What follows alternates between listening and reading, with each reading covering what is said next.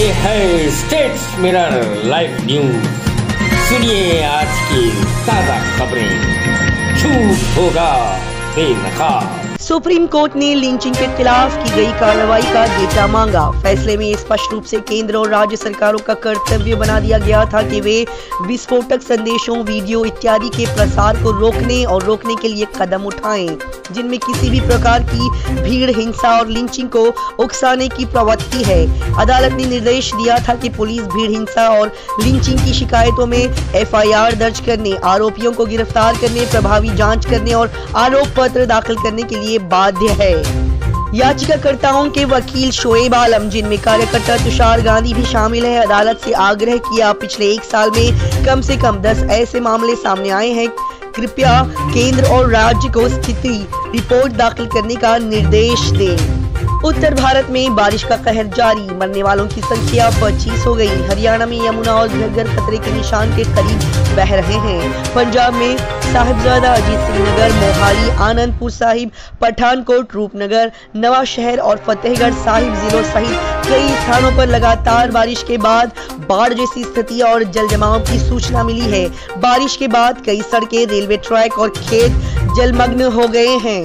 Jammu Kashmir police ने JKLF Hurriyat अलगाववादियों को हिरासत में ले लिया। रविवार को श्रीनगर में एक पुलिस छापे में सैकड़ों अलगाववादी नेताओं और उनके समर्थकों को हिरासत में ले लिया गया है, जिसका उद्देश्य अलगाववादी हुर्रियत और Jammu Kashmir liberation front JKLF के पुनरुद्धार को रोकना था। जम्मू कश्मीर पुलिस के एक प्रवक्ता ने कहा कि उन्होंने श्रीनगर के एक होटल में JKLF के कुछ पूर्व आतंकवादियों और पूर्व अलगाववादियों की बैठक के बारे में विश्वसनीय जानकारी के आधार पर तलाशी ली। बैठक सिटी सेंटर के एक होटल में आयोजित की गई थी। सूत्रों ने बताया कि दिवंगत हुर्रियत अध्यक्ष के बेटे मसरूर अंसारी समेत 30 से अधिक अलगाववादी नेता और उनके समर्थक एक बैठक के लिए एकत्र हुए थे। शांतिपूर्ण पुनर्मतदान, उच्च न्यायालय ने मौतों पर FIR का आदेश दिया। अदालत में व्यक्तिगत रूप से उपस्थित हुए श्री चौधरी ने कहा कि चुनाव आयोग के निर्देश अनुसार 696 बूथों पर पुनर्मतदान समुद्र में एक बूंद के समान था। उच्च न्यायालय ने सीमा सुरक्षा बल के महानिरीक्षक, जिन्होंने केंद्रीय बलों की तैनाती के लिए नोडल अधिकारी नियुक्त किए गए थे, उनसे 8 जुलाई को हुई हिंसा की रिपोर्ट भी मांगी है। BSF के महानिरीक्षक, नोडल अधिकारी जिन्हें केंद्रीय बलों की तैनाती के लिए नियुक्त किया गया है, 8 जुलाई 2023 को चुनाव के दौरान विभिन्न बूथों पर हुई हिंसा के संबंध में इस अदालत के समक्ष एक रिपोर्ट दाखिल करेंगे। ये आदेश दिया गया। मतगणना मंगलवार को होगी। हाल ही में संपन्न पंचायत चुनावों में के दौरान हिंसा में लगभग 36 लोगों की जान चली गई, जिनमें से खासकर 18 मौतें मतदान के दिन हुए थे और सैकड़ों लोग घायल हो गए। मणिपुर हिंसा में 4 जुलाई तक 142 लोग मारे गए, 17 लापता। मणिपुर सरकार ने सोमवार को सुप्रीम कोर्ट को सूचित किया कि राज्य में मई की शुरुआत से हुई हिंसा में 4 जुलाई तक 142 लोग मारे गए और 17 लोग लापता है। राज्य सरकार की 16 पन्नों की रिपोर्ट में कहा गया है कि 4 जुलाई तक 5995 प्रथम सूचना रिपोर्ट FIR दर्ज की गई थी और 6 महत्वपूर्ण FIR को स्वतंत्र रूप से और पारदर्शिता के साथ जांच के लिए CBI को स्थानांतरित कर दिया गया था। फॉक्सकॉन वेदांता के चिप उद्यम से बाहर हो गए। इलेक्ट्रॉनिक्स और सूचना प्रौद्योगिकी राज्य मंत्री राजीव चंद्रशेखर ने ट्विटर पर कहा कि फॉक्सकॉन के उद्यम से बाहर निकलने से भारत की सेमीकंडक्टर महत्वाकांक्षाओं पर कोई असर नहीं पड़ेगा। ये सरकार का काम नहीं है कि वो क्यों या कैसे दो निजी कंपनियां साझेदारी करना चुनती है या नहीं चुनती है, लेकिन सरल शब्दों में कहें तो दोनों कंपनियां स्वतंत्र रूप से और सेमीकंडक्टर्स और इलेक्ट्रॉनिक्स में उचित प्रौद्योगिकी भागीदारों के साथ भारत में अपनी रणनीतियों को आगे बढ़ा सकती है और आगे बढ़ाएगी। उन्होंने कहा कंपनियों ने संशोधित उत्पादन लिंक्ड प्रोत्साहन योजना के तहत एक आवेदन प्रस्तुत किया था, जिसमें परियोजना की लागत का 50% शामिल होगा। सुप्रीम कोर्ट ने मणिपुर से चोरी किए गए पुलिस हथियारों की स्थिति के बारे में पूछा। बेंच ने याचिकाकर्ताओं और मामले में हस्तक्षेप करने वालों से राज्य की स्थिति रिपोर्ट देखने और सुधार पर अपने सुझावों के साथ संक्षिप्त नोट दाखिल करने को कहा है। ये मामले को आज के लिए फिर से सूचीबद्ध करता है। सुप्रीम कोर्ट ने सोमवार को मीडिया रिपोर्टों का हवाला देते हुए पुलिस स्टेशनों से बड़ी संख्या में हथियारों की लूट के बारे में मणिपुर सरकार से सवाल किया। क्या उन्हें बरामद कर लिया गया है? मुख्य न्यायाधीश DY चंद्रचूड़ ने मणिपुर सरकार की ओर से पेश सॉलिसिटर जनरल तुषार मेहता से पूछा। हालांकि अदालत इस बात पर अड़ी रही कि उसका हस्तक्षेप केवल मानवीय मुद्दों तक ही सीमित रहेगा।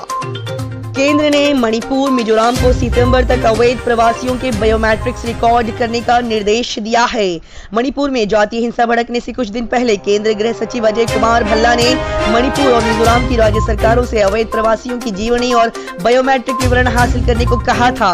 बायोमेट्रिक जानकारी में रेटिना, आइरिस और फिंगरप्रिंट स्कैन शामिल होंगे। मंत्रालय ने 22 जून के एक पत्र में राज्यों को 30 सितंबर तक ये अभ्यास पूरा करने की याद दिलाई।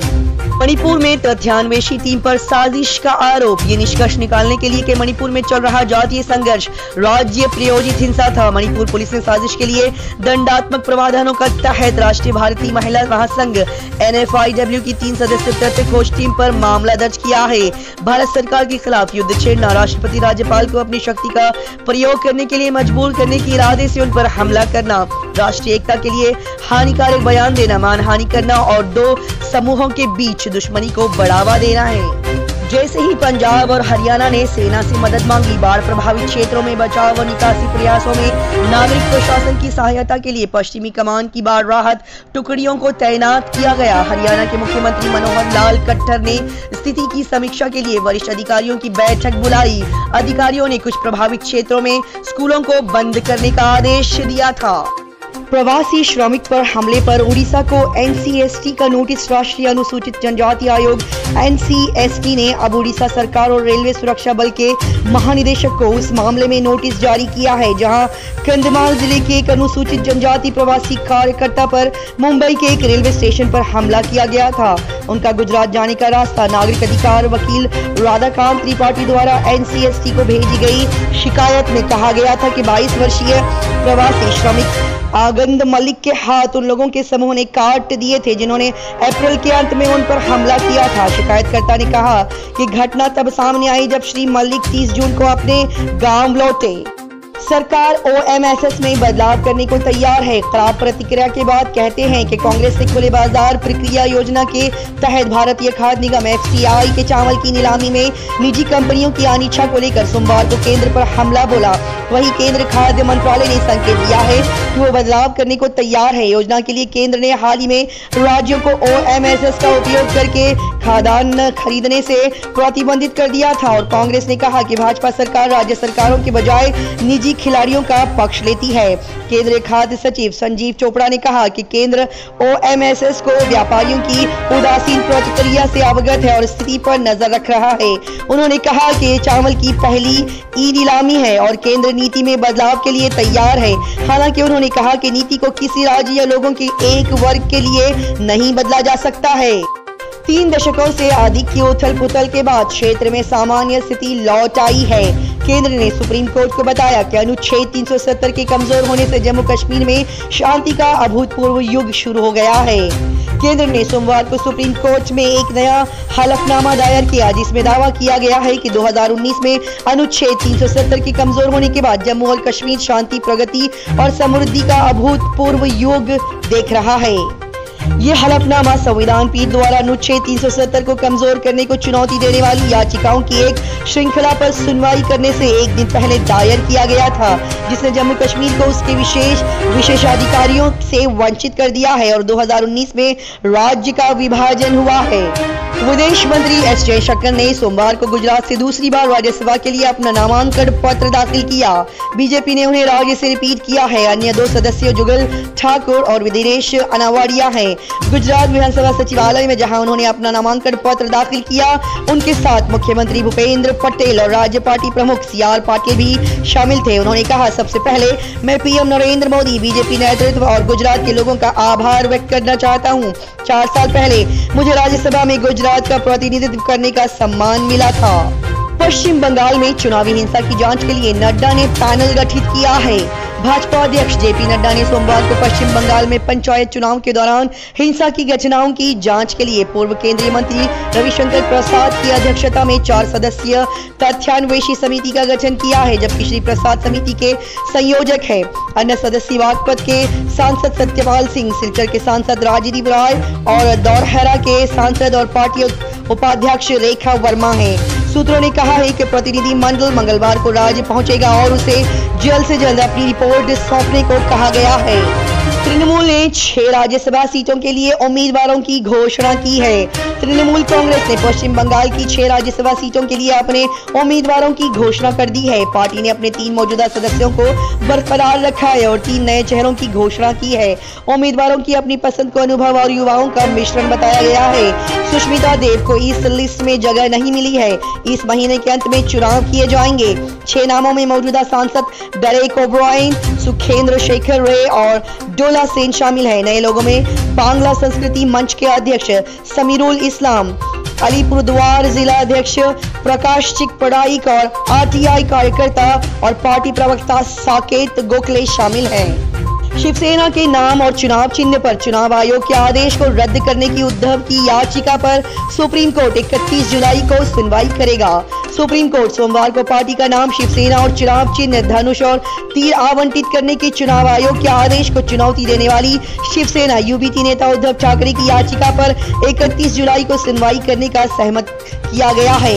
महाराष्ट्र के मुख्यमंत्री एकनाथ शिंदे के नेतृत्व वाले गुट के लिए भारत के मुख्य न्यायाधीश सीजीआई डीवाई के समक्ष पेश हुए श्री चंद्रचूड़ के वकील अमित आनंद तिवारी ने कहा कि मामले की आखिरी सुनवाई 22 फरवरी को हुई थी और अगले 3 सप्ताह के भीतर सूचीबद्ध करने का निर्देश दिया गया था। हालांकि मामला सामने नहीं आ सका है। मुख्य न्यायाधीश ने कहा कि निर्धारित तिथि 31 जुलाई है।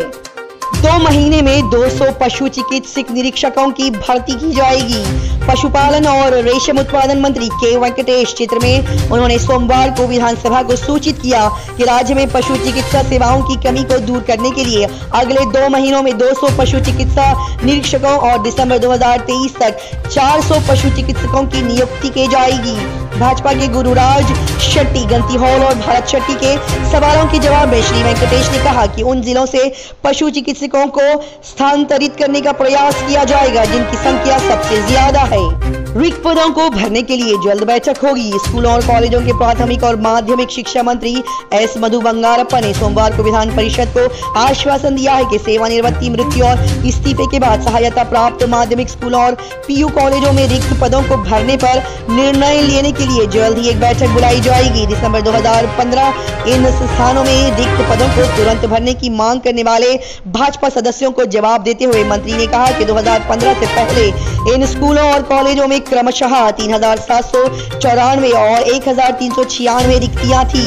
उन्होंने कहा कि 2016 से अतिरिक्त पद खाली है और हम उन्हें नियमों के मुताबिक भरने पर विचार करेंगे। मंत्री का कहना है कि बेंगलोर शहरी क्षेत्र में लगभग 2871 एकड़ वन भूमि पर अतिक्रमण किया गया है।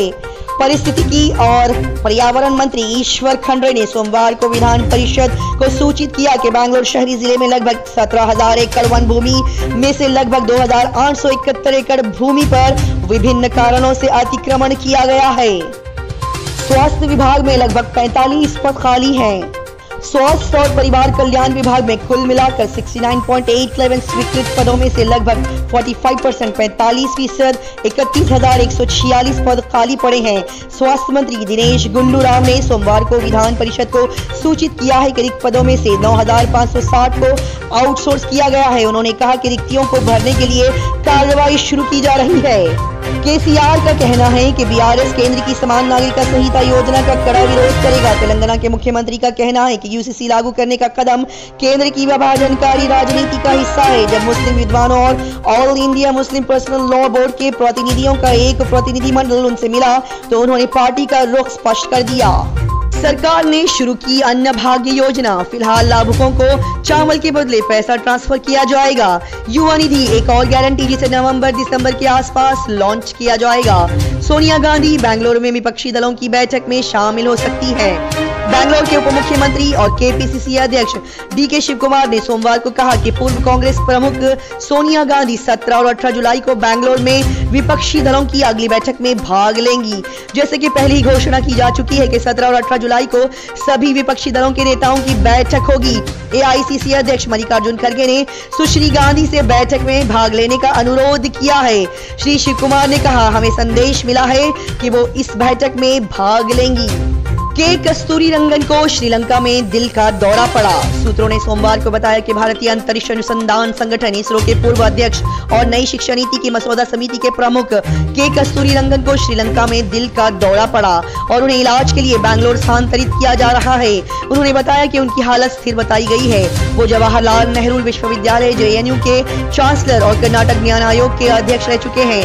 वो राज्यसभा के पूर्व सदस्य और अब समाप्त हो चुके योजना आयोग के पूर्व सदस्य भी रहे हैं। वो अप्रैल 2004 से 2009 तक national institute of advance studies Bangalore के निदेशक भी रह चुके हैं। HC ने एकेडमिक का OCI दर्जा रद्द करने का आदेश रद्द कर दिया है। दिल्ली उच्च न्यायालय ने सोमवार को एकेडमिक अशोक स्वैन की भारतीय विदेशी नागरिकता OCI स्थिति को रद्द करने के केंद्र के आदेश को रद्द कर दिया है। स्वीडन के उपसला विश्वविद्यालय के शांति और संघर्ष अनुसंधान विभाग के विभागाध्यक्ष श्री स्वैन ने कहा कि 2020 में कारण बताओ नोटिस के अनुसार कथित भड़काऊ भाषणों के लिए उनके OCI कार्ड पर मनमानी ढंग से रोक लगा दी गई थी। अदालत ने कहा कि आदेश में कोई कारण नहीं बताया गया है और इसमें दिमाग के इस्तेमाल का शायद ही कोई संकेत दिया गया है। इसने केंद्र को नागरिकता अधिनियम 1955 के तहत अपनी शक्तियों का प्रयोग करने के कारण बताते हुए 3 सप्ताह के भीतर एक विस्तृत आदेश पारित करने का निर्देश दिया गया है। चीन ने दलाई लामा की दिल्ली में अमेरिकी अधिकारियों से मुलाकात पर विरोध जताते हुए इसे हस्तक्षेप बताया है। चीन ने दलाई लामा और केंद्रीय तिब्बती प्रशासन CT के अधिकारियों के साथ नई दिल्ली में अमेरिकी अधिकारी ओड्रा जोया की मुलाकात पर सोमवार को विरोध जताते हुए इसे हस्तक्षेप बताया है। ये चीन की आंतरिक मामलों में हस्तक्षेप करने का एक प्रयास है। सुश्री जोया के साथ बैठक से पहले दलाई लामा जो शनिवार को दिल्ली पहुंचे, उन्होंने कहा कि तिब्बती स्वतंत्रता नहीं चाहते हैं और वो चीनी सरकार के साथ बातचीत के लिए तैयार हैं, जिसके बारे में उन्होंने कहा कि उन्होंने अपने विचार उनके पास भेजे हैं। सुप्रीम कोर्ट ने दिल्ली अध्यादेश पर केंद्र को नोटिस जारी किया है। मामले में LG को भी बनाया पक्ष। विधानसभा के 437 स्वतंत्र सलाहकारों को हटाने की उपराज्यपाल के कार्यकारी आदेश पर रोक लगाने की मांग वाली याचिका पर अदालत 17 जुलाई को सुनवाई करेगी। याचिका में कहा गया है कि ये आदेश उस अध्यादेश की घोषणा के अनुसार पारित किया गया था जिसने दिल्ली में सिविल सेवाओं पर उपराज्यपाल को नियंत्रण दिया था। SC सोमवार को उपराज्यपाल LGVK के कार्यकाल पर रोक लगाने की मांग करने वाली दिल्ली सरकार की अंतरिम याचिका पर 17 जुलाई को सुनवाई करने के लिए सहमत हो गया है। सक्सेना के कार्यकारी आदेश ने दिल्ली विधानसभा के 437 स्वतंत्र सलाहकारों को बर्खास्त कर दिया है। भारत के मुख्य न्यायाधीश CJI DY की अगुवाई वाली खंडपीठ के समक्ष पेश हुए चंद्रचूड़ वरिष्ठ वकील AM सिंघवी और अधिवक्ता शाहदान फरासत ने कहा कि उपराज्यपाल का आदेश दिल्ली अध्यादेश की घोषणा के अनुसार पारित किया गया था जिसने दिल्ली में सिविल सेवाओं पर उपराज्यपाल को नियंत्रण दिया था। 437 सलाहकारों के लिए राहत की मांग करने वाला अंतरिम आवेदन आप सरकार द्वारा राष्ट्रीय राजधानी क्षेत्र दिल्ली संशोधन अध्यादेश 2023 की वैधता को चुनौती देने वाली अपनी बड़ी याचिका के हिस्से के रूप में दायर किया गया था। ये थे आज के धमाकेदार खबरें। झूठ होगा बेखा। इन खबरों को लाइक करें, शेयर करें और सब्सक्राइब करें। Thanks to all viewers.